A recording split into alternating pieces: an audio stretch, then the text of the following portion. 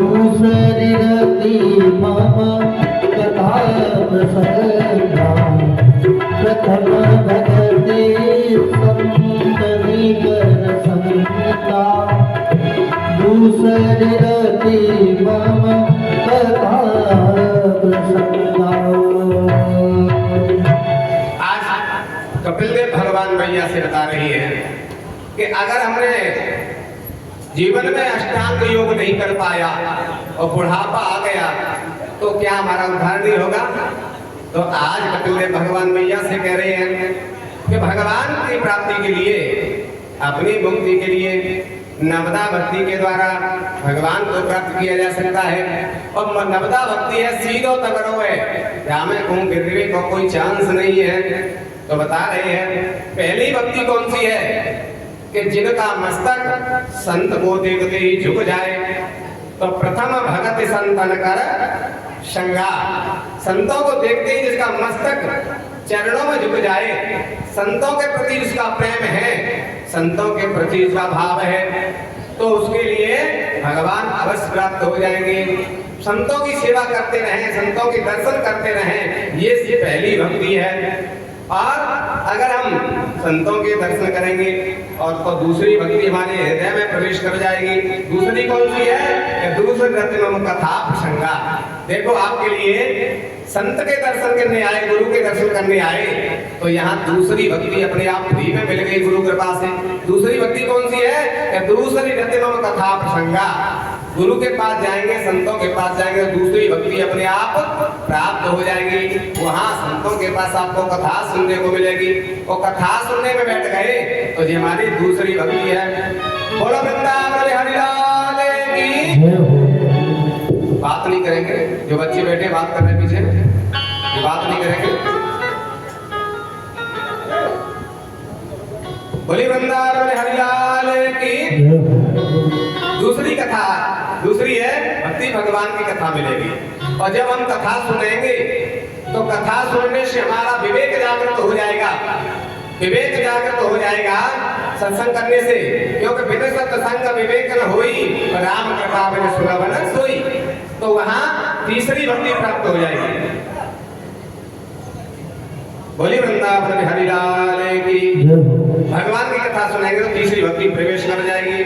गुरुपद पंकज सेवा तीसरे भक्ति अपान। गुरुपद पंकज सेवा तीसरे भक्ति अपान। चौथी भक्ति मम गुण गण करिय कपट जीवान। चौथी भक्ति मम गुण गण करिय कपट जीवान। गुरुपद पंकज सेवा तीसरे भक्ति अपान।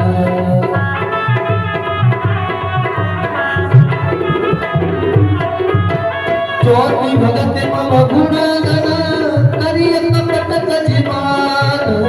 चौथी भगत मम गुण गण करिय कपट जीवान। अगर भगवान की कथा सुनेंगे तो तीसरी भक्ति आ जाएगी। तीसरी कौन सी है? तो कथा में सुनने को मिलेगा। बिना गुरु के कल्याण होने वाला नहीं है। गुरु बिना भवन देखता रहे ना कोई, और जो बिरंच शंकर श्रम हुई। कथाओं में जब ये प्रसंग सुनेंगे तो बिना गुरु के दान करने का फल नहीं है, व्रत रहने का कोई फल नहीं मिलता है, पूजा करने का कोई फल नहीं मिलता, दान करने का कोई फल प्राप्त नहीं होता है। ये कथाओं में प्राप्त होगा तो तुम गुरु की दीक्षा लोगे, गुरु दीक्षा लोगे। तो ये तीसरी भक्ति है, गुरुपद पंकज सेवा। और तीसरी भक्ति यमान, गुरु दीक्षा लोगे, गुरु की सेवा करोगे, चरणों की सेवा करोगे तो तुम्हारे अंदर चौथी भक्ति प्रवेश कर जाएगी। चौथी भक्ति क्या है? गुरु जी तुम्हें मंत्र देंगे और तो उसका चिंतन करोगे, भगवान का चिंतन करोगे। तो चौथी भक्ति मम गुण गण करहि कपट तज गान। फिर भगवान का धन करेंगे, गुरु मंत्र का जाप करेंगे तो गुरु जी आपको मंत्र देंगे। ये पांचवी भक्ति प्रवेश हो जाएगी। मंत्र जाप मम दृढ़ विश्वास।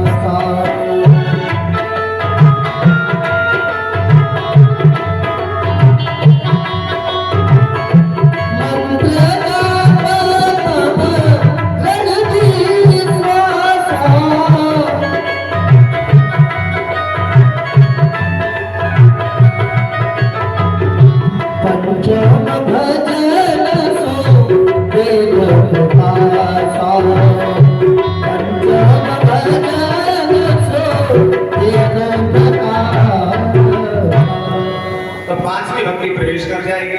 गुरु जी से दीक्षा लोगे तो तुम्हारे अंदर पांचवी भक्ति आ जाएगी। क्या भक्ति है पांचवी? कि मंत्र जाप मम दृढ़ विश्वास। गुरु के वाक्यों पर विश्वास होना चाहिए और गुरु मंत्र का जाप करेंगे। ये पांचवी भक्ति है और गुरु मंत्र का जाप करेंगे, पांचवी भक्ति तुम्हारे अंदर आएगी तो धीरे धीरे तुम्हारे अंदर छठवीं भक्ति प्रवेश कर जाएगी। छठ तपशील विरत बाहु कर्मा, निरत निरंतर सजल धर्मा। राम सिया राम जय जय राम। राम सिया राम जय जय राम। छठ तपशील विरत बाहु कर्मा, निरत निरंतर सजल धर्मा। राम सिया राम जय जय राम। राम सिया राम जय जय राम। तो तुम्हारे अंदर छठवीं भक्ति आ जाएगी।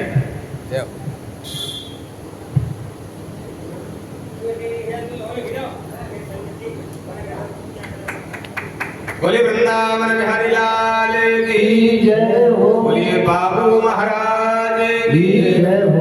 सदगुरुदेव भगवान की। जय हो। आज छठवीं भक्ति जब गुरु मंत्र का जाप करेंगे, दृढ़ विश्वास गुरु के चरण में होगा तो तुम्हारे अंदर छठवीं भक्ति आ जाएगी। छठवीं भक्ति क्या है कि छठतम शील विरत बहु कर्मा। शीलता आ जाएगी, तुम्हारा धीरे धीरे क्रोध शांत हो जाएगा और तुम्हारे अंदर सरलता आ जाएगी। भगवान कहते हैं कि मोह कपट छल छिद्र न भावा और निर्मल मन जन सो मोहे पावा। तुम्हारे अंदर छल कपट धीरे धीरे निकलने लगेगा। कब? जब तुम गुरु के मंत्र का जाप करोगे, सुबह शाम गुरु मंत्र का जाप करोगे तो तुम्हारे अंदर छठवीं भक्ति शीलता आ जाएगी और निरत निरंतर सज्जन धर्मा।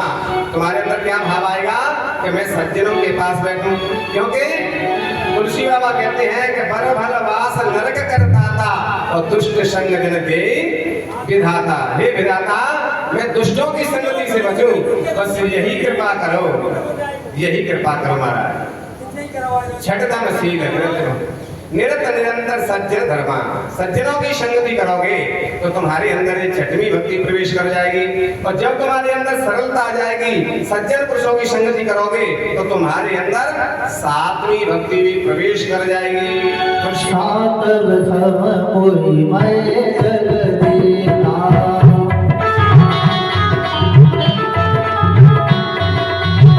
सातव सम नहीं मैं जगदीता, होते अधिक संत करिलेता।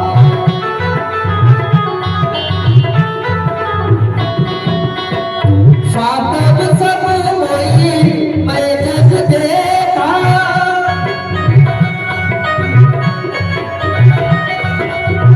होते अधिक संत करिलेता, होते अधिक संत करिलेता। जब तुम्हारे अंदर सरलता आ जाएगी, छल कपट तुम्हारा निकल जाएगा तो तुम्हारे अंदर सातवीं भक्ति आ जाएगी। सातवीं भक्ति क्या है कि सातम सम मोहि मैं जग देखा। जब तुम्हारे अंदर सरलता आ जाएगी, सहजता आ जाएगी तो तुम्हारे अंदर से द्वेष कपट अपने आप ही निकल जाएगा।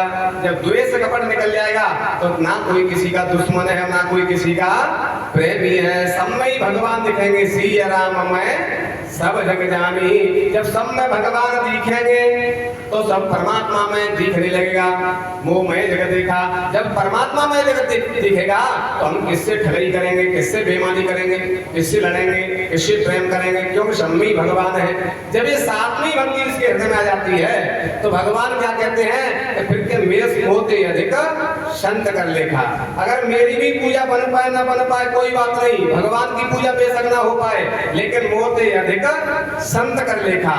संत की सेवा करोगे तो मेरी भक्ति और मेरी कृपा तुम्हें प्राप्त हो जाएगी। मेरी पूजा बेशक करो चाहे मत करो, मेरा भजन करो चाहे मत करो, लेकिन गुरु जी के चरणों की सेवा करो, संतों की सेवा करो, उनको मुझसे भी ज्यादा सम्मान दोगे तो ये सातवीं भक्ति है। और जिसके अंदर ये भाव आ जाए, संत के चरणों में, गुरु के चरणों में अगर ये भाव आ गया तो उसके अंदर आठवीं भक्ति आ जाएगी। और जिसके अंदर आठवीं भक्ति आ गई तो उसे परमात्मा मिले बगैर नहीं रह सकते। आठवीं भक्ति इतनी सरल है, इतनी अच्छी है कि जिसके जीवन में आ गई उसे परमात्मा मिले बगैर नहीं रह सकते।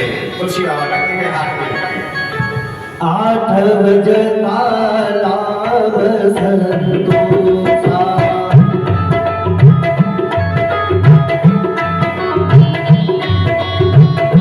आठव जता लाभ संतोषा,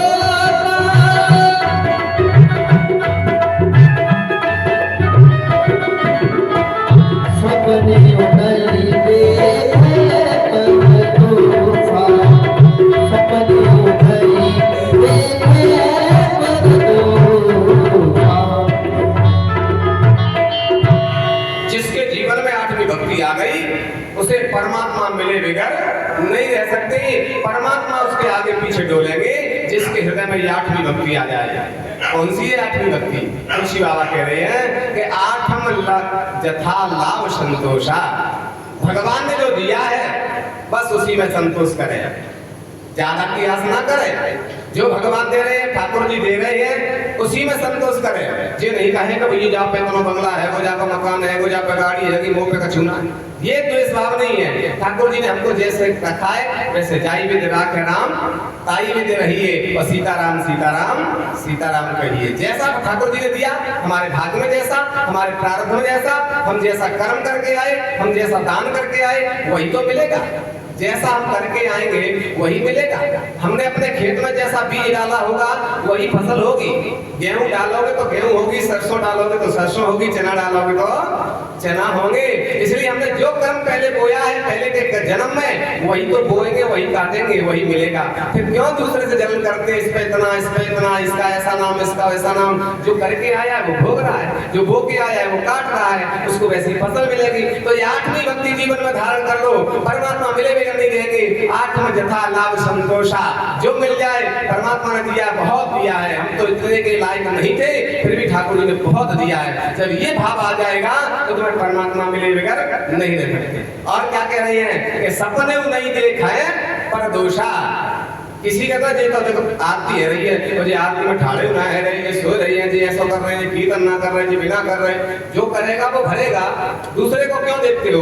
अपने को देखो कि हमें आरती में खड़ा होना है, पूजा करनी है, भजन करना है, दान करना है, अपने को देखो, दूसरे को मत देखो। सपने नहीं देखा है पर दोषा। वो क्या कर रहा है, जैसा करेगा वो भोगेगा, जैसा बोएगा वैसा काटेगा।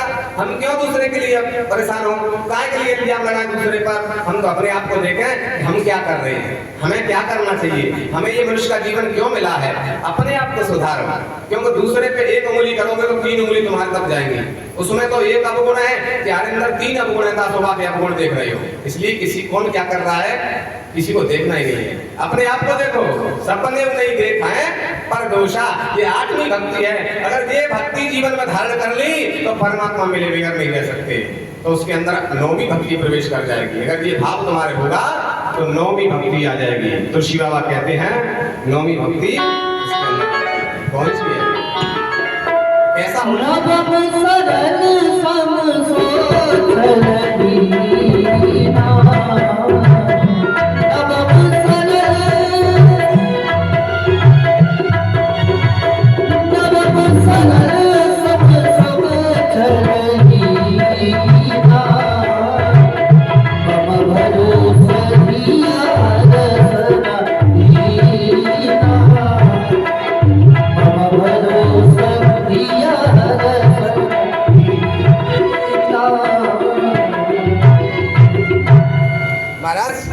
नौवीं भक्ति आ जाएगी।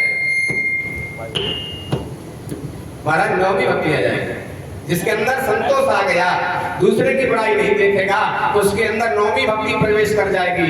नौवीं भक्ति क्या है कि नमः सरल सब सन छल ही ना, एकदम सरल हो जाएगा, ना किसी से झगड़ा, ना किसी से प्रेम, ना किसी से दोस्ती, ना किसी से दुश्मनी, ना किसी से दोस्ती, सब समान हो जाता है, सब एक समान लगेंगे। सरल हो जाओ जीवन में, छल कपट उसके अंदर से निकल जाता है और एक ही भाव आ जाता है कि मम भरोसा ही हरसन देना। कभी किसी से कोई मांगना नहीं कि तुम हमारी ये व्यवस्था करते हो, तुम हमारी ये व्यवस्था करते हो, क्योंकि संसार से तो आशा करनी नहीं चाहिए, क्योंकि आशा तो एक भगवान से करना चाहिए। आशा एक राम जी से, दूजी आशा छोड़ दो। अगर हम संसार से आशा करेंगे, अपने पुत्रों से आशा करेंगे, परिवार से आशा करेंगे, तो हमारे अंदर निराशा हाथ लगेगी, कुछ भी मिलने वाला नहीं है, कोई किसी का दुनिया में नहीं है। इसलिए संसार से आशा मत करो, जो भी आशा करना है अपने गुरु से करो और भगवान से करो। आशा एक राम जी से, दूजी आशा छोड़ दो। जब तुम्हारे अंदर ये भाव आ जाएगा तो तुम्हें परमात्मा की प्राप्ति हो जाएगी, तुम्हारे अंदर परमात्मा प्रकट हो जाएंगे, कहीं तुम्हें ढूंढने की जरूरत नहीं पड़ेगी, न तीर्थ जाने की, न मंदिर जाने की जरूरत नहीं है, तेरे घट में ही भगवान प्रकट हो जाएंगे। घट घट वासी परमात्मा के दर्शन तुम्हें होने लगेंगे। जब घट घट परमात्मा के दर्शन हो गए तो फिर कहीं जाने की, भटकने की जरूरत नहीं होती है, भटकाव खत्म हो जाता है। और तुलसी बाबा कहते हैं कि नवम भक्ति में थे, एको भक्ति अगर जीवन में आ जाती है, चाहे स्त्री हो या पुरुष हो,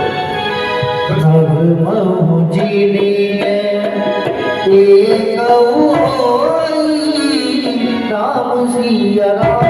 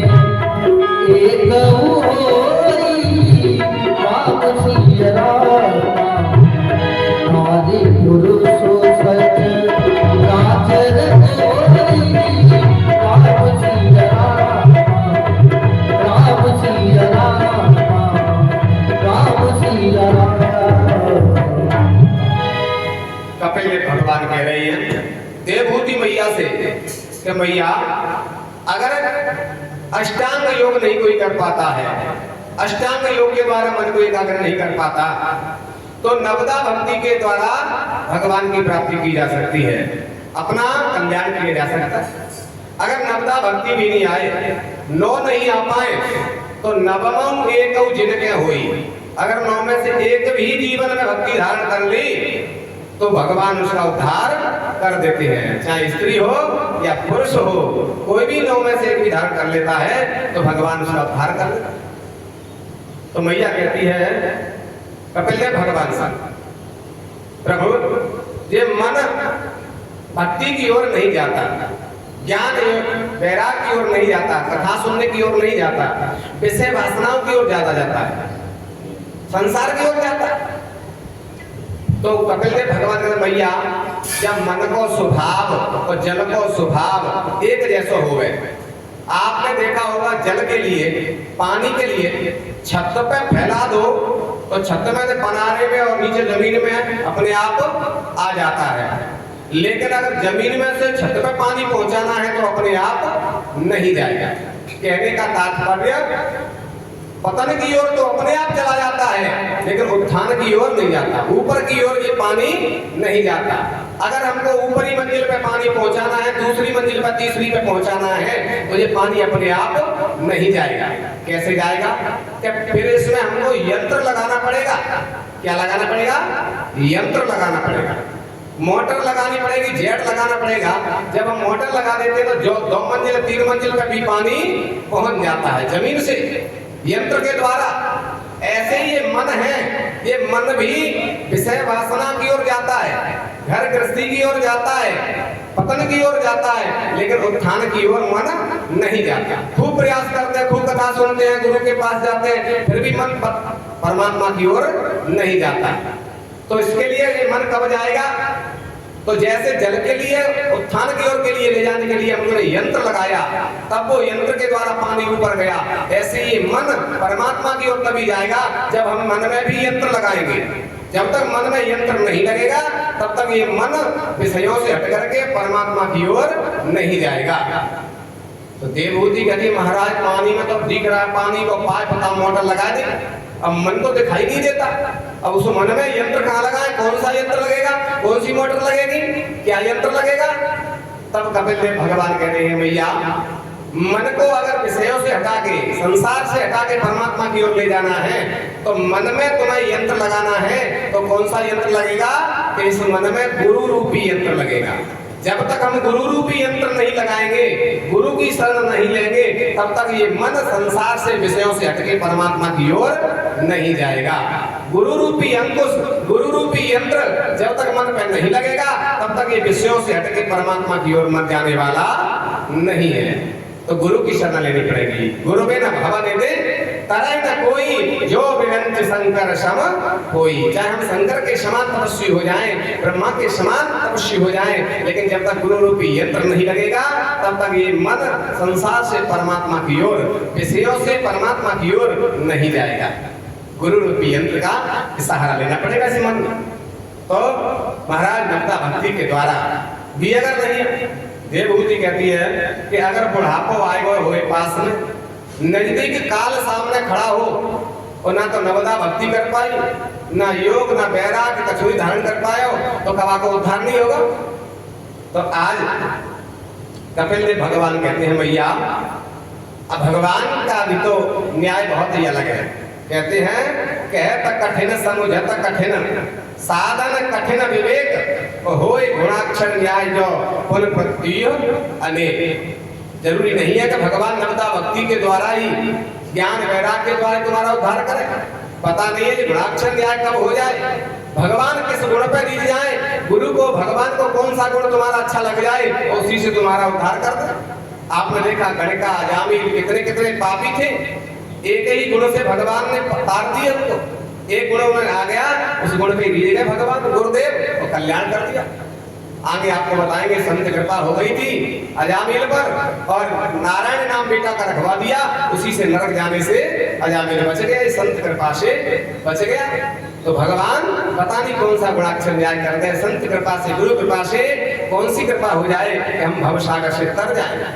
सहज में कृपा से कर जाएंगे, थोड़ी सी गुरु कृपा हो जाए, नजर भी गुरु की हो गई तो भी हम सहज में भवसागर से पार हो जाए। महाराज समर्पण भाव होना चाहिए।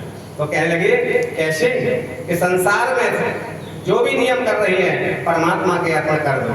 समर्पण भाव कैसे कि अब सौंप दिया इस जीवन का सब भार तुम्हारे हाथों में, हार तुम्हारे हाथों में और जीत तुम्हारे हाथों में। जब ये भाव होगा तुम सहज में पार हो जाओ। अब सौंप दिया इस जीवन का सब भार तुम्हारे हाथों में। अब सौंप दिया इस जीवन का सब भार तुम्हारे हाथों में। सब भार तुम्हारे हाथों में, सब भार तुम्हारे हाथों में, सब भार तुम्हारे हाथों में, सब भार तुम्हारे हाथों में। अब सौंप दिया इस जीवन का सब भार तुम्हारे हाथों में। अब सौंप दिया इस जीवन का सब भार तुम्हारे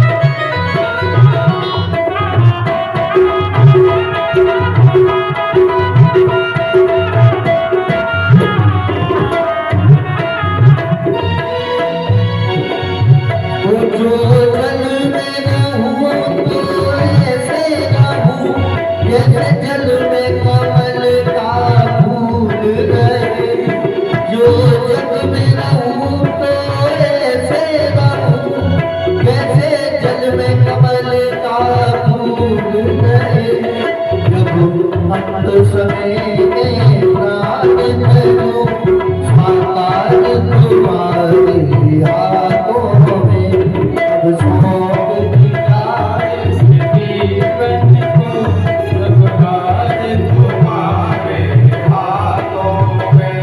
मेरी जीत तुम्हारे हाथों में, मेरी हार तुम्हारे हाथों में, अब सौंप दिया इस जीवन का सब भार तुम्हारे हाथों में, अब सौंप दिया इस जीवन का सब भार तुम्हारे हाथों में।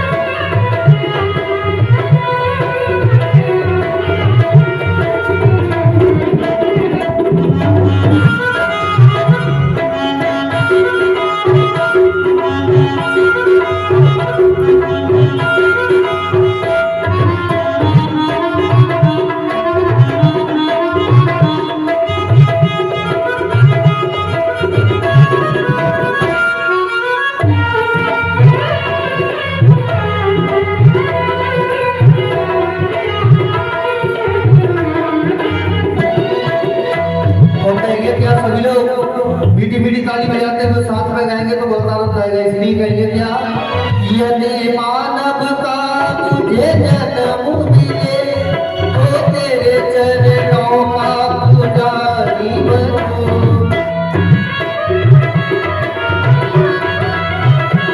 यदि मानस का तुझे जन्म मिले तब तेरे चरणों का पुजारी बनूं। पूजा की किदरत का ताज तुम्हारे हाथों में, अब सौंप दिया इस जीवन का सब भार तुम्हारे हाथों में, अब सौंप दिया इस जीवन का सब भार तुम्हारे हाथों में। मेरी जीत तुम्हारे हाथों में, मेरी हार तुम्हारे हाथों में, मेरी जीत तुम्हारे हाथों में, मेरी हार तुम्हारे हाथों में, अब सौंप दिया इस जीवन का सब भार तुम्हारे हाथों में।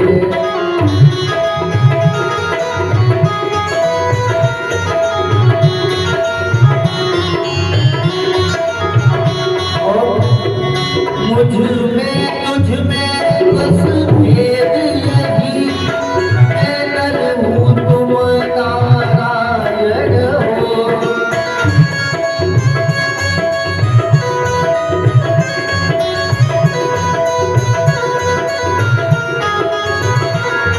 मुझ में तुझ में बस भेद यही, मैं नर हूँ तुम नारायण हो, मैं नर हूँ तुम नारायण हो। मैं हूँ संसार के हाथों में, मैं हूँ संसार के हाथों में, संसार तुम्हारी हाथों में।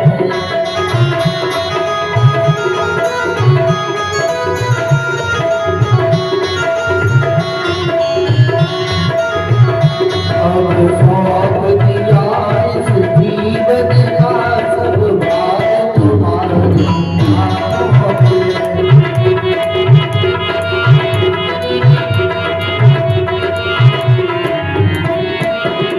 मेरी जीत तुम्हारे हाथों में, मेरी हार तुम्हारे हाथों में।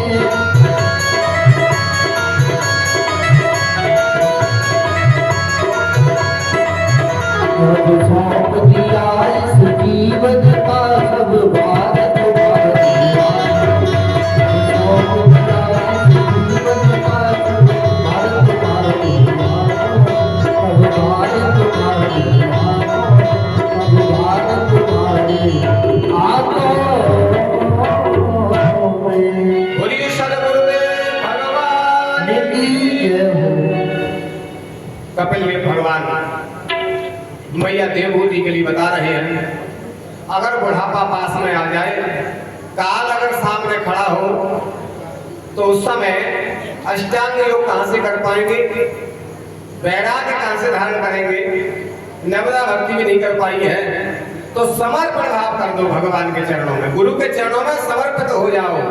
अब सौंप दिया सब जीवन का भार तुम्हारे हाथों में, हार तुम्हारे हाथों में और जीत तुम्हारे हाथों में। जब ये समर्पण भाव गुरु के चरणों में, भगवान के चरणों में होता है, तो भगवान उसे भवसागर से पार कर देते हैं। भक्त को भगवान के चरणों में भक्ति करने में देर हो सकती है, लेकिन मेरे भगवान कृपा करने में देर नहीं करते। गुरु हमारे कृपा करने में देर नहीं करते हैं। हमारे गुरु का कोई अगर ध्यान भी कर लेता है घर बैठे, हे गुरुदेव भगवान, हे श्री मगनदास जी महाराज कृपा करो हमारे कष्ट दूर हो, तो घर बैठे ही ध्यान कर लेते हो, वहीं से कष्ट दूर हो जाते हैं। हमने ऐसे कई प्रमाण देखे, कई लोगों ने कहा कि हमने तो गुरु जी का नाम लेकर के बस भभूति डाल दी, राख डाल दी और हमारा काम हो गया, इसलिए हम ये पुण्य करने आ रहे हैं, इसलिए हम ये दान करने आ रहे हैं। पहले ही काम हो जाता है नाम लेने मात्र से, लेकिन समर्पण भाव होगा, सच्चा भाव होगा, प्रेम होगा, तब ही कृपा होगी। जब तक दिखावा होगा तो भगवान और गुरु कृपा करने वाले नहीं है। भगवान कहते हैं मोह कपट छल छिद्र न भावा और निर्मल मन जन सोमोय पावा। सच्चा भाव होगा तो घर बैठे ही कहीं जाने की जरूरत नहीं पड़ी, वही कृपा हो जाएगी गुरु की। भगवान समर्पण भाव होना चाहिए। समर्पण भाव बतला करके आज कपिल देव भगवान खड़े हो गए, क्योंकि मैया के प्रति अष्टांग योग है, नवदा भक्ति है, भूगोल खगोल का बड़े विस्तार से वर्णन किया था और खड़े हो गए समर्पण भाव बतला करके। कपिल देव भगवान कुटिया से बाहर निकले, विचार कर रहे हैं मैंने जितना ज्ञान दो, मैया ने वह कुछ धारण करो कि जाकान से सुनियो, जाकान से निकाल तो न दे। ऐसा जानने के लिए आज कपिल देव भगवान कुटिया से बाहर आके छिप करके खड़े हो गए कि अब मैया क्या करेगी, अकेली रह गई है। तो मैया ने जो अष्टांग योग सुना था कपिल देव के द्वारा, अपने आसन को लगाया, प्राणायाम के द्वारा अपने जो 60 चक्र होते हैं शरीर में, 60 चक्रों को भेदन करते हुए प्राणों को ब्रह्मांड में मैया ने पहुंचाया और ब्रह्मांड को फोड़ करके आज नदी के रूप में देवभूति बहने लगी। और वो कौन सी नदी है कि सिद्धदा नाम की नदी है। इस नदी में नहाने से ही हमें रिद्धि सिद्धि प्राप्त हो जाती है, मंत्र पंत्र जपने की जरूरत ही नहीं है, सिर्फ नदी में स्नान करो तो हमें रिद्धि सिद्धि अपने आप ही प्राप्त हो जाती है। ये नदियों का प्रभाव होता है। हमने जीवन में कितने भी पाप किए हों, अगर हम गंगा नहा लेते हैं तो हमारे पाप गंगा मैया सब धुल देती है। गंगा पापम ससीतापम दैन्यम कल्पतरो तथा तुम्हें भाई पापम तापम तथा दैन्यम हर विसर्जन संगति। शास्त्र कहता है जीवन में जो हमने पाप किए हैं, अगर हम गंगा स्नान करते हैं तो हमारे सारे पाप धुल जाते हैं।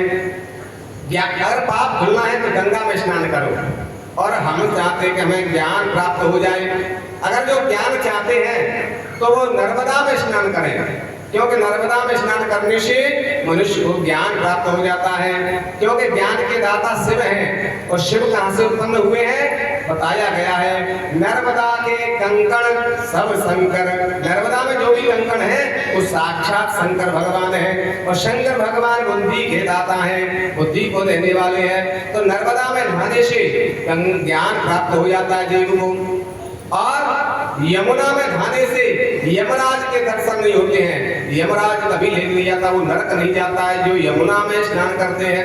शास्त्रों में बताया है कार्तिक के महीना में दौज आती है, तो उस दौज के दिन बहन भाई अगर यमुना में स्नान करें, जिसे यम द्वितीया बोलते हैं, तो उस दिन यमुना में स्नान करने से यमराज के दूत लेने नहीं आते हैं, वो नरक में नहीं जाता है। ये यमुना मैया का प्रभाव है। यमुना में नहाने से यमराज नहीं ले जाते नरक के लिए, उसे सदगति प्राप्त होती है महाराज। ये नर्मदा यमुना का महत्व है। और जो कपिल देवभूति के मैया के शरीर से नदी निकली है, शरीर से, इसका नाम है सिद्धदा।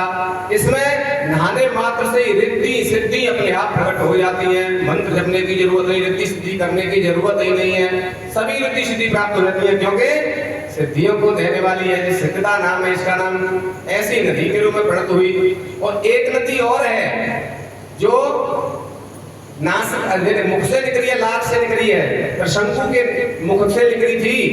विश्वामित्र जी ने त्रिशंकु को स्वर्ग में भेज दिया, और देवताओं ने स्वर्ग से नीचे ढकेल दिया, तो अधपर ही होने लटक गए त्रिशंकु, और उनके मुंह से लार निकली है। बाद में से एक नदी प्रकट हो गई, उसका नाम है कर्मनाशा। अगर उस नदी में हमने स्नान कर लिए तो हमारे जीवन के जितने भी पुण्य हैं, सारे पुण्य नष्ट हो जाते हैं, कर्मों का फल नष्ट हो जाता है, हमारे सारे पुण्य चले जाते हैं उसमें नहाने मात्र से। उस नदी का नाम है कर्मनाशा।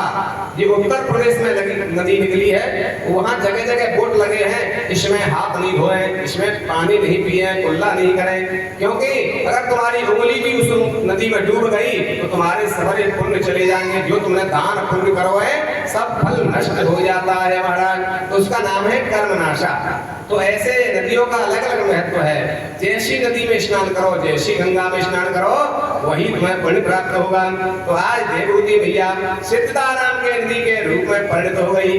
आज कपिल देव भगवान गदगद हो गए, मेरी मैया को उद्धार है और सिद्धदा नाम की नदी के रूप में परिणत हो गई। आज कपिल देव भगवान, कपिल देव यहाँ से आश्रम से कर्दम जी के आश्रम से चल दिए और सागर के किनारे पहुंच गए, और सागर के किनारे जाके कपिल देव भगवान विराजमान हो जाते हैं। बोलिए कपिल देव भगवान की, वृंदावन बिहारी लाल की। श्री सुखदेव जी कहते हैं जी हमने मनु महाराज की जो बीच वाली कन्या थी देवभूति, उसके वंश का वर्णन किया है। और जो बड़ी कन्या थी मनु महाराज की आकुति, या आकुति को विवाह रुचि नाम के जो प्रजापति है उसके साथ में इनका विवाह हुआ, और उनसे यज्ञ नारायण भगवान प्रकट हुए हैं। और यज्ञ नारायण के पत्नी का नाम दक्षिणा है, और उनके पुत्रों का नाम धर्म है। तो जिनके घर में साल में एक बार हवन होता है तो उनके पुत्र कौन है? यज्ञ के पुत्र हैं धर्म। उनके घर में धर्म रहता है, और जहाँ धर्म रहता है वहाँ कभी कोई समस्या नहीं आती, रोग बीमारियां कलेश भूत प्रेत नहीं उस घर में प्रवेश करते हैं। और जिनके घर में कभी हवन नहीं होता, साल में एक बार भी हवन नहीं होता है, तो उनके घर में कौन प्रकट होगा? जहाँ धर्म नहीं होगा तो उस घर में अधर्म प्रकट होगा। और अधर्म के पुत्र का नाम है कलेश, बीमारी, ठगई, रोग बीमारी उनके पुत्रों का नाम है। तो उनके घर में रोग बीमारियां प्रकट होती हैं। जिनके घर में साल में एक बार भी हवन नहीं होता, उनके घर में लड़ाई झगड़ा कलेश रोग बीमारी हमेशा बनी ही रहती है। तो महाराज कम से कम साल में एक बार तो हवन अपने घर में जरूर करना चाहिए, जिससे हमारे घर में धर्म विराजमान रहे। और जहाँ धर्म होगा वहाँ रिद्धि सिद्धि प्राप्त होती हैं। तो महाराज ऐसे आकुति के वंश को हमने आपके प्रति वर्णन करो है। और तीसरी इनकी जो कन्या है उसका नाम है प्रसूति। प्रसूति का विवाह दक्ष प्रजापति के साथ में हुआ। इनके 16 कन्या हुई हैं।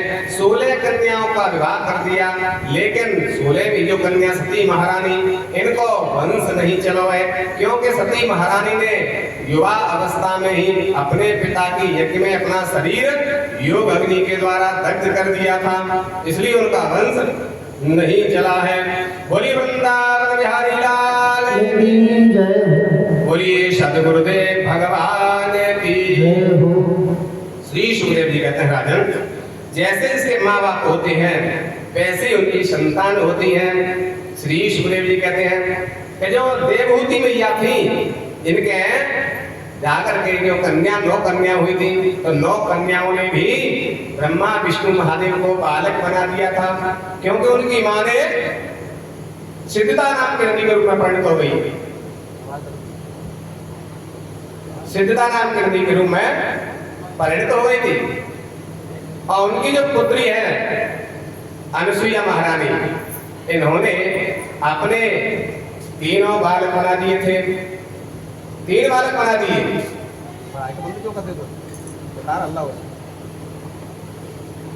अनुसुईया महारानी ने ब्रह्मा विष्णु महादेव तीनों को बालक बना दिया। श्री सुखदेव जी महाराज से राजा परीक्ष प्रश्न करते हैं, महाराज ब्रह्मा विष्णु तो त्रिदेव हैं, सभी संसार में सबसे बड़े हैं, ये बालक कैसे बन गए? ये प्रश्न हम आपसे सुनना चाहे। तब श्री शुकोवाच, सुखदेव जी कहते हैं कि अत्र हे अनुसुईया त्रैजज्ञेषु यशा सुतान् दत्तं दुर्वासतं सोमं मात्सये ब्रह्म संभवान्। कहने लगे, एक समय नारद जी अनेक लोगों में घूमते हुए सीधे कैलाश पर्वत पर पहुंचे। वहां जाकर के भोले बाबा तो भजन में बैठे थे, और मैया पार्वती के पास नारद जी पहुंच गए। नारद जी को सुंदर लड्डू खिलाया। आओ बेटा नारद, कहाँ से आए हो? भूखे होंगे लड्डू खाए जब। उन्होंने सुंदर लड्डू पाया, और लड्डू खाने के बाद मुंह टेढ़ो कर लियो। केवल क्या लाला, लड्डू अच्छा नहीं है? हाँ अच्छो है, लड्डू तो अच्छो है, लेकिन स्वाद नहीं है। क्यों? कि अनुसुईया महारानी को मैंने लड्डू को प्रसाद पाया, वहां में जो स्वाद है वो स्वाद इसमें नहीं है। कि उसमें स्वाद क्यों नहीं है? कि वो अनुसुईया महारानी पतिव्रता है, और पतिव्रता के हाथ को जो प्रसाद हो वहां में तो आनंद ही रखो है महाराज। पार्वती कहती है कि हम पतिव्रता ना के मिले होंगी, हमें का पता? पतिव्रता को तो पतिव्रता ये पता है, देखना ना। ऐसे कह करके वहां से नारद जी चले गए, बीना बजाते गुण गाते। पार्वती के यहाँ से गए, सीधे बैकुंठ में पहुंच गए। लक्ष्मी के पास लक्ष्मी ने लड्डू दे कर ले लाला, लड्डू खा लो नारद। लड्डू पायो प्रेम के, और फिर मुंह टेढ़ो सो कर ले। फिर पूछ रहे, क्या बेटा लड्डू ठीक ना लगो, अच्छो ना है? हाँ भैया लड्डू तो अच्छो है, तो ऐसो मुंह कायन कर रहे हैं, स्वाद ना आएगा? कि ना स्वाद ना आया मैं। क्यों? क्योंकि मैं अनुसुईया महारानी के हाथ को लड्डू खा के आया हूँ, वहां में जो स्वाद है वो स्वाद यहाँ में नहीं है। क्यों नहीं है? क्योंकि कह रही है अनुसुईया महारानी पतिव्रता है, और पतिव्रता के हाथ के लड्डू को स्वाद ही अलग हो गए। लक्ष्मी जी कहते कि हम पतिव्रता ना है? नारद जी कहते होंगे, हमें क्या पता। ऐसे कह के नारद जी लक्ष्मी के यहाँ से वैकुंठ से और सीधे ब्रह्मलोक पहुंच गए, ब्रह्माणी के पास। ब्रह्माणी ने जैसी देखा, आइए नारद बहुत दिन बाद आए, लड्डू खा ले, भूखे होंगे, लड्डू प्रेम दे पायो, और कह के लड्डू खाने के बाद मोहन टेढ़ो सो कर लियो। तो सरस्वती ने पूछा, क्या बात है, लड्डू अच्छा नहीं है? नहीं भैया लड्डू तो अच्छो है, तो यहाँ में स्वाद नहीं है? कि हाँ स्वाद नहीं है। क्यों? क्योंकि अनुसुईया महारानी पतिव्रता है, उनके हाथ का लड्डू में जो स्वाद हो वो यहाँ में स्वाद नहीं है। सरस्वती कह रही है कि हम ब्रह्मा की पत्नी है, भ्राता की पत्नी है, पूरी सृष्टि को उत्पन्न करने वाली, क्या हमारे पतिव्रता नहीं हम? ये होंगी। लेकिन कहकर के वहां से नारद जी चले गए। अब तीनों देवियां रुष्ट हो गई अपने अपने पतियों से, और पूछ रही क्यों हम पतिव्रता नहीं है? कहते हैं महाराज तुम तो पतिव्रता हो। कौन कह रहा पतिव्रता नहीं है? पार्वती ने पूछी भोले बाबा से, क्या हम पतिव्रता नहीं है? कि हाँ पतिव्रता हो, जरूर पतिव्रता। कौन कहता तुम नहीं हो? कि तो बताओ अनुसुईया महारानी। भोले बाबा कहते अनुसुईया की तो बात ही अलग है, अनुसुईया जैसी तो कोई पतिव्रता आते ही ना दुनिया में।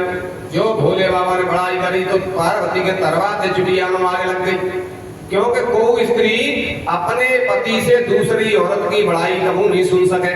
जो बड़ाई करी अनुसुईया की भोले बाबा ने, तरवाते चुटिया में आग लगी पार्वती के। तुम्हें तो अनुसुई पति पता लग रही है, वो हम ना आते नहीं तुम पति बताओ, पर अनुसुईया की तो बराबरी कोई ना कर सके।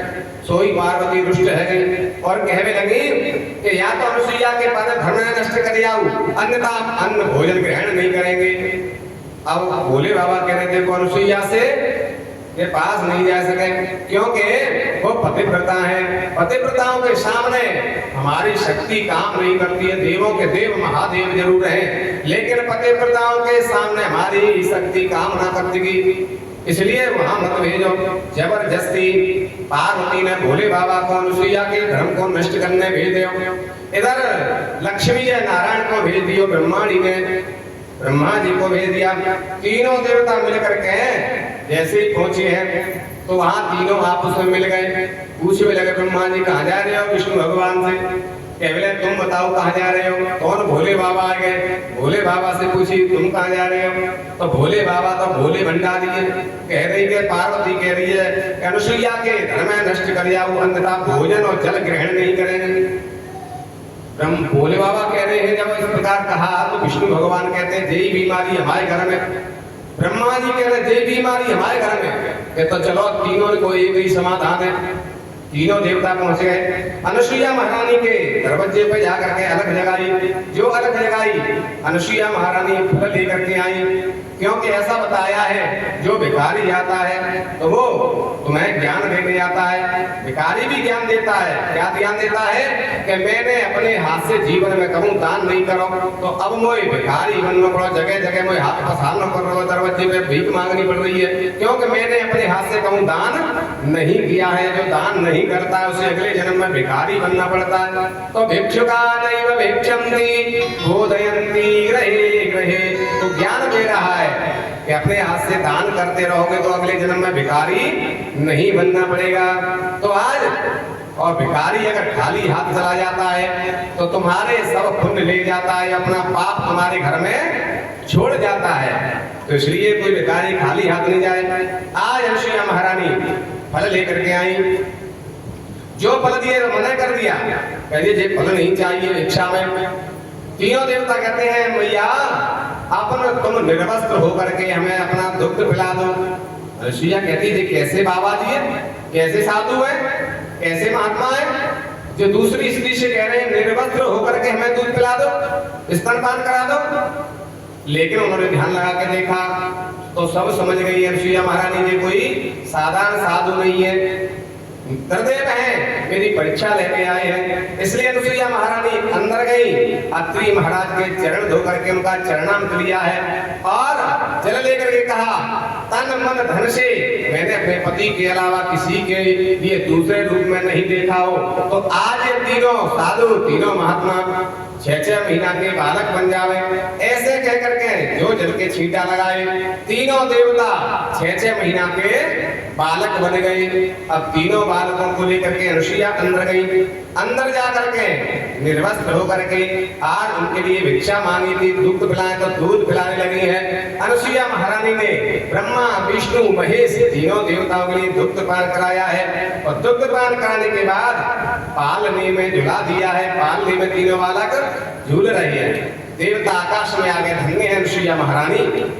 एक देवता के दर्शन नहीं होते पूरा जीवन निकल जाता है भजन करते करते, एक देवता के दर्शन नहीं हो गए। और जहाँ भैया अनुसुईया ने 3-3 देवताओं को अपने पालने में झुला दिया है, त्रिदेवों के दर्शन हो रहे हैं। सभी देवता आकाश में आज मैया की बड़ाई कर रहे हैं। क्या कह रहे हैं? माता अनुसुईया ने प्यार दिया पालना और झूल रहे तीनों देव बन करके लाल। माता अनुसुईया ने प्यार दियो पालना, झूल रहे तीनों देव बन करके लालना। माता अनुसुईया ने प्यार दियो पालना, झूल रहे तीनों देव बन करके लालना। प्यार दियो पालना, झूल रहे तीनों देव बन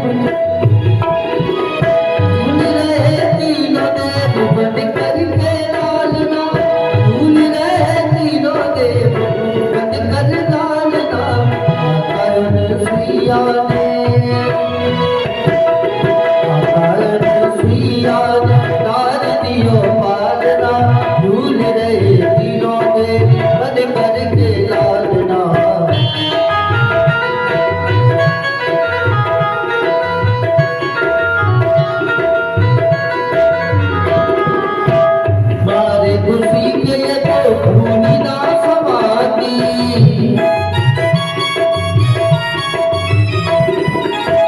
हमारे खुशी के ये तो भूमि ना समाती, गोदी में लेती कभी झूला झूलाती, गोदी में लेती कभी झूला झूलाती। कौन करे आज इनके, कौन करे आज इनके भाग्य की सराहना, झूल रहे तीनों ने बन करके लाडू, सुइया निकाल दिया पालना तीनों वो झूल रहे तीनों ने बन करके लालना, झूल रहे तीनों ने बन करके लालना।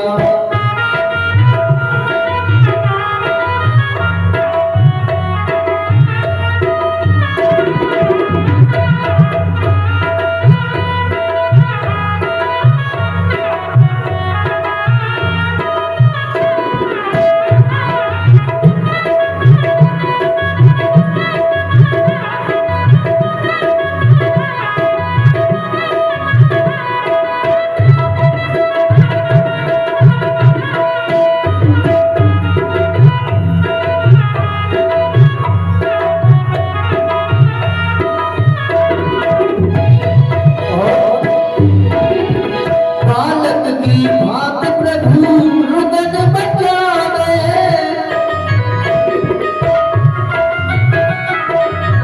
ब्रह्मा और भोले से संकेत में बतावे,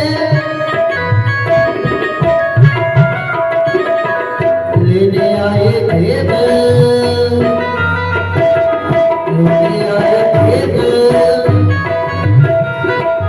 लेने आए भेद यहाँ गली नहीं डालना, झूल रहे तीनों ने बद करके डालना, झूल रहे तीनों ने बद करके डालना, सुइया ने डाल दिया पालना, झूल रहे तीनों ने बद करके डालना, झूल रहे तीनों ने बद करके डालना।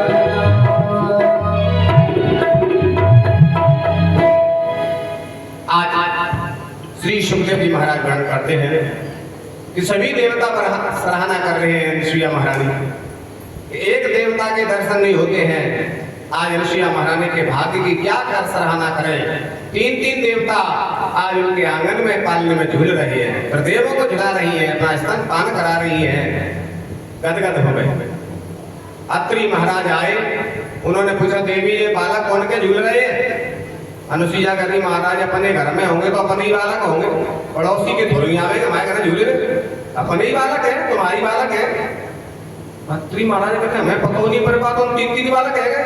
ये महाराज का भगवान की कृपा है, जिन पर कृपा है जाए तो बालकन की लाइन लग जाए, और नेक टेढ़ी निगाह है जाए तो फूल मंदिर पर मूड पटके, पत्थर में पर फूल फोड़े तो बालक नाय हो गए, जिंदगी निकल जावे तो बालक नाय हो गए। महाराज तो भगवान की कृपा होए भाई के बालक हो गए, तुम्हारा भाग्य बड़ा है, तासु तुम्हारे तीन तीन बालक हो गए। लेकिन अनुसुईया महारानी का कोई शक नहीं किया, क्योंकि मेरी पत्नी ऐसा कार्य नहीं करेगी जो संसार में उसकी विडंबना हो। इसलिए उनको विश्वास था, पति पत्नी का विश्वास ही सबसे बड़ा धर्म है।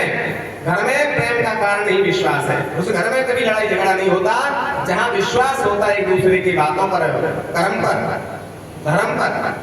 महाराज प्रेम से रहते। अब तीनों देवता नहीं आए, बड़ी चिंता हो गई देवियों को। पार्वती चिंता कर रही है, भोले बाबा कह रहे वहां मत भेजो, लौटने की आशा मत करियो, संज्ञा है कि, लेकिन भोले बाबा नहीं लौटे, गड़बड़ तो ना है गई।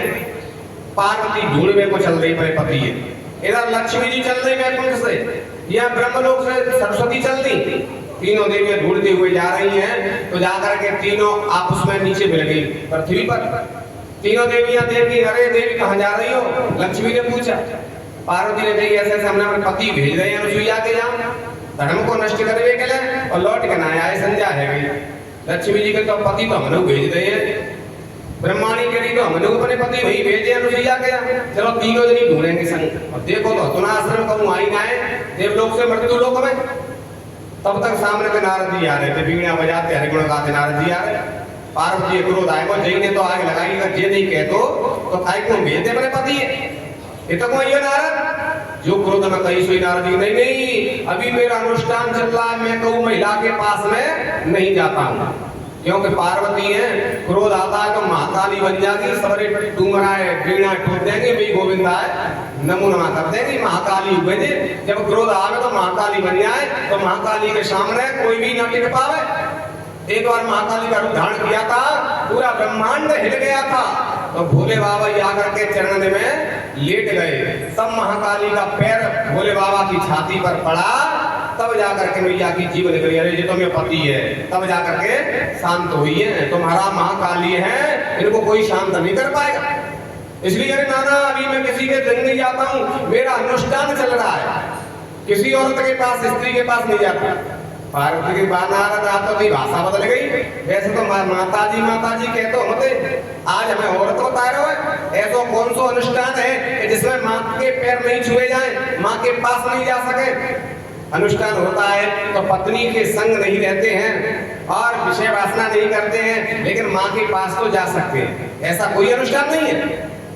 कहने लगे वो तो बात ठीक है भैया, तुम तो धर्म की बात कर रही है, लेकिन मेरा अनुष्ठान ऐसा है कि अबे मैं ढिंगना है समझो, माँ के ढिंगना है समझो। पार्वती समझ गई है, पता चलेगा क्रोध आ रहा है, मैं ढिंगा है तो ले जाए तू मारा टोर कर, तुम जी ने तो आगे लगाई कि अनुष्या ऐसी पति पड़ता है, नहीं तो हम काय को भेजते। कहने लगे भी नहीं मैं आ सकता, तो बेटा मत यहाँ पे बच्चे बताते पिताजी कहाँ है। नारद जी मुस्कुराए करे हमें क्या पता, माता जी ने भेजे होंगे तहाँ पिताजी गए होंगे, हमें क्या पता। बच्चन ने कहा पता, बच्चन ने बताया कि थोड़ी जाते हैं।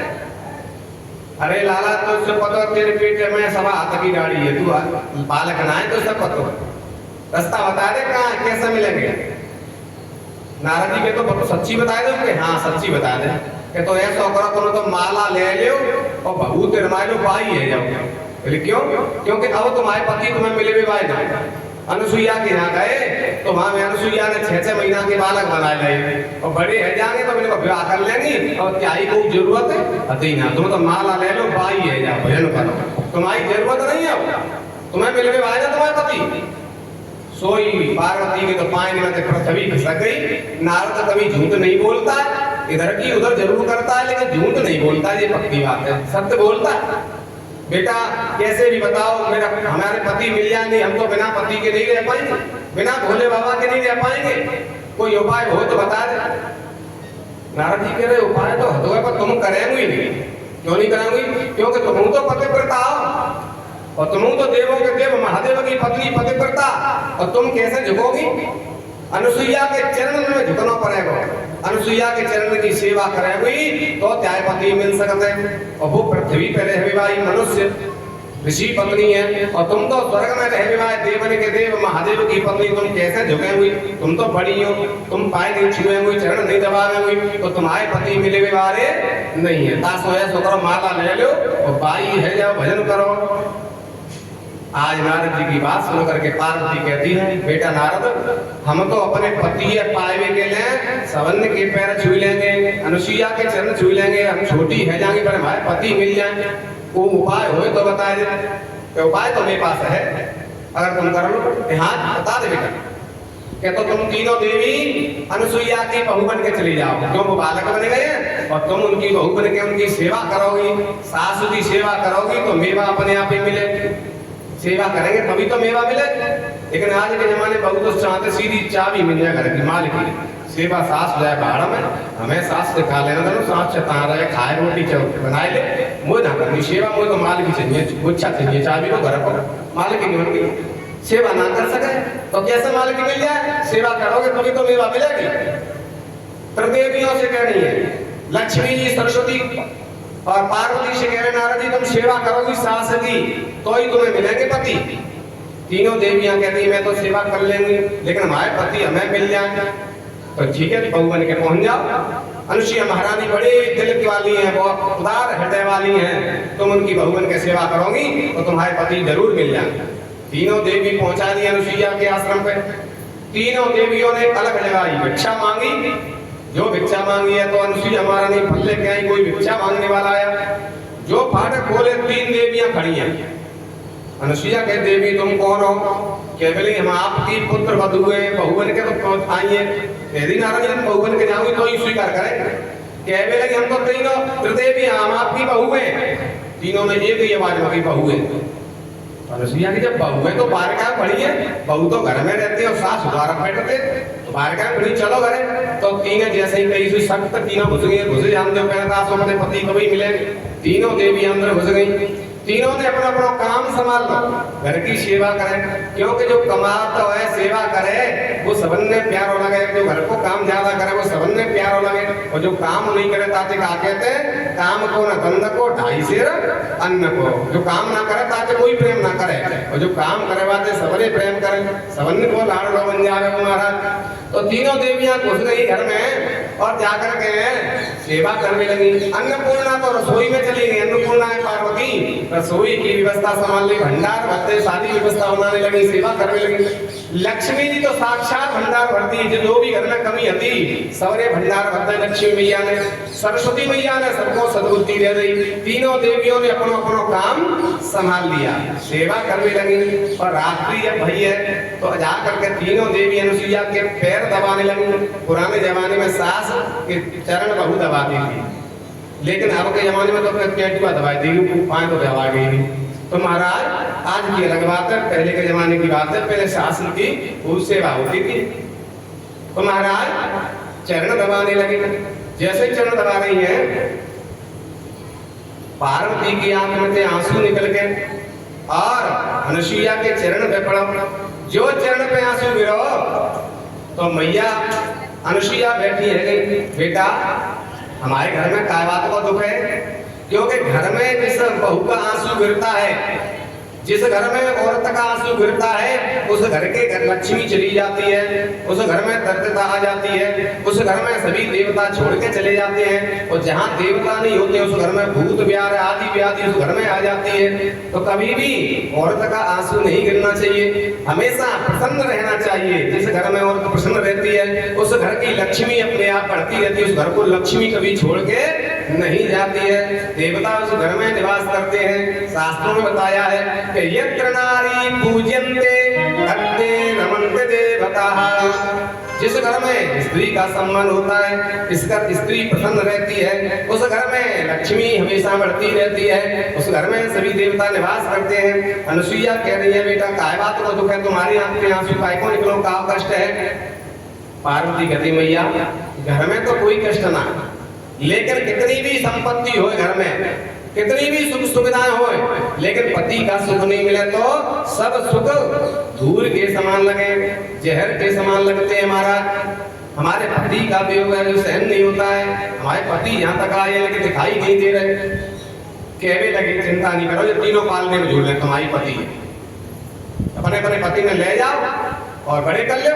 तुम तो पति प्रताप अनुसुईया ने जैसे तुम तो पतिव्रता हो, देवों के देव महादेव की पत्नी तुम पतिव्रता हो, हमने छोटे करे तैसे तुम बड़े कर लियो, ले जाओ। तीनों देवी ने चरण पकड़ ले, कहली मैया आपसे बड़ी पतिव्रता पूरी दुनिया में कोई नहीं है, अनुसुईया से बड़ी कोई पतिव्रता नहीं है। आपकी कृपा से हमें पति प्राप्त होंगे, आप ही कृपा कर दो।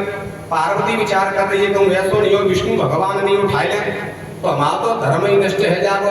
क्योंकि विष्णु भगवान के 4 हाथ है, भोले बाबा के 5 मुख है, ब्रह्मा जी के 4 मुख है, लेकिन ये तीनों बालकन के तो एक एक मुख है, 2 हाथ है। तो पहचान इतना ना कौन से विष्णु, कौन से ब्रह्मा, कौन सी शंकर।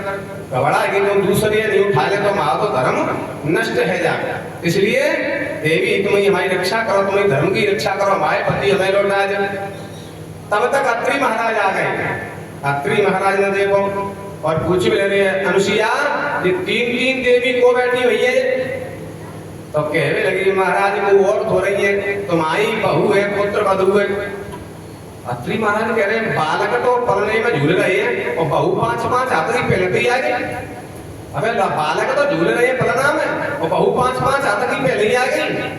अनुसुईया कहती महाराज ताके बड़े भाग्य हो ताके बड़ी बहू आवे, और ताके छोटे भाग्य हो ताके छोटी बहू आवे, और ते भाग्यहीन हो ताको ब्याह ही नहीं होए। महाराज इसलिए तुम्हारे बड़े भाग्य था तो बड़ी बहू आई है, बड़े भाग्य तो बड़ी बहू आवे। तुम्हारे भाग्य जोड़दार है तो बच्चा झूल रहे हैं, तो ही ब्याह है वो पहले से बहू आई गई है, तुम बड़े भाग्यशाली हो महाराज। अनुसुईया की बात सुन करके अत्रि महाराज हंसने लगे। बा अनुसुईया तेरी लीला तू वही जाने, बालक झूल रही है, बहू तुम तो बड़ी ले आई, लेकिन तेरी लीला तू जाने कछू ना गई। अत्रि महाराज ने प्रसन्न है गए, तीनों देवियों ने चरण पकड़ ले, मैया आपके आशीर्वाद से हमारे पति हमें प्राप्त हो सकते हैं। जैसे आज कहा अनुसुईया महारानी प्रसन्न हो गई, तीनों देवियों की भक्ति भाव से सेवा से चरण दबा रही है, सेवा कर रही है। जैसे तन मन से कोई सेवा करे, कऊ की सेवा करे तो वो प्रसन्न है जावे। सबरी माल की भैया सौंप देवे, माल की गऊ के बांट की नाने की सेवा करे हुए तो अपने आप माल की चल के आ जाते, माल की लई ना जाते, माल की तो आ जाते हैं। तो माल की लायक हो गए, अपने आप माल की मिल जाएगी, लेनी नहीं पड़ेगी महाराज। तीनों देवियों में प्रसन्न हो गई अनुसुईया महारानी और अत्रि महाराज के चरण धो करके, चरण का जल लेकर के, और जैसे ही जल के छींटा तीनों देवताओं में दे तो तीनों बालक से तीनों देवता के रूप में आ गए। ब्रह्मा जी के 4 मुख हो गए, विष्णु भगवान के 4 हाथ रह गए और शंकर भगवान के 5 मुख हो गए। ऐसे तीनों देवता अपने रूप में प्रकट हो गए और तीनों देवता कहते हैं मैया हमने आपको दुग्ध पान करो है, और जो दूध पिलाता है वो माँ मानी जाती है, आप हमारी माँ है, माँ के पुत्र हैं। अनुसुईया कहती है ये तो बात झूठी बात है, जब तक हमारे गर्भ से जन्म नहीं लोगे तब तक हमारे बालक नहीं कहे जाओगे, इसलिए हमारे गर्भ से जन्म लोगे तो ही हमारे बालक कहे जाओगे। तो तीनों देवताओं ने अनुसुईया को आशीर्वाद दिया और वरदान दिया। ब्रह्मा जी के अंश से अनुसुईया महारानी के यहाँ चंद्रमा का जन्म हुआ है, जिससे क्षत्रियों का चंद्रवंश चला है, और विष्णु भगवान के अंश से आशीर्वाद के दत्तात्रेय जी महाराज हुए हैं, जिन्होंने 24 जगह से गुरुओं की शिक्षा ली है और गुरु बनाए हैं। महाराज शंकर भगवान के आशीर्वाद से अत्रि महाराज के यहाँ अनुसुईया के गर्भ से शंकर जी के आशीर्वाद से दुर्वासा जी का जन्म हुआ। ये दुर्वासा जी कैसे तपस्वी हैं कि जीवन में इन्होंने कुछ नहीं खाया है, सिर्फ दूध का रस पी करके ही पूरी जिंदगी भजन किया है, इसलिए इनका नाम दुर्वासा पड़ गया। दूध का रस पी करके ही भजन किया, इसलिए इनका नाम दुर्वासा पड़ जाता है। ऐसे शंकर जी के अवतार दुर्वासा जी का जन्म हुआ। तीनों देवताओं के अंश से एक बालक, 3 बालक अनुसुईया महारानी अत्रि महाराज के यहाँ हुआ। बोलिए वृंदावन बिहारी लाल की, सद्गुरुदेव भगवान की। तो आज सुखदेव जी कह रहे हैं जी अनुसुईया महारानी कौन की पुत्री है? देवहूति की, जो सिद्धता नाम के नदी के रूप में परिणत हो गई, सिद्धियों को देने वाली नदी ऐसी रूप में परिणत हुई। तो जैसे जाके माई बाप तैसे ताके लड़का, और जैसे जाके नदी नवारे तैसे ताके भरका। ये कहावत कही है तो अनुसुईया महारानी पे यहाँ सिद्ध हो जाती है कि जैसी उनकी माँ थी वैसे ही उनकी पुत्री निकली है। माँ तो सिद्धता नाम के नदी के रूप में परिणत हुई और उनकी बेटी अनुसुईया तीनों देवताओं को बालक के रूप में बना देती हुई है, प्रदेवों को अपना पुत्र बना दिया। ऐसे अनुसुईया महारानी के प्रसंग को हमने आपके प्रति वर्णन करते हुए है। बोलिए वृंदावन बिहारी लाल की, बोलिए सद्गुरुदेव भगवान। थोड़ा सा विश्राम ले लो, 3 बज गए हैं, ज्यादा समय नहीं देंगे, 5 मिनट का विश्राम दिन को करना है। लघुशन का लगी लघुशन का करे आओ, जल पीना जल पिया, और पैर में दर्द है रोए बना पहले फिर लो, पैर सीधे कर लो, उसके बाद आगे की जो कथा है वो विश्राम के बाद श्रवण कराएंगे। 5 मिनट का विश्राम। श्रीमद् भागवते महापुराणे अध्याय श्री हरे नमः। बोलिए गुरुदेव भगवान की जय हो। सिद्ध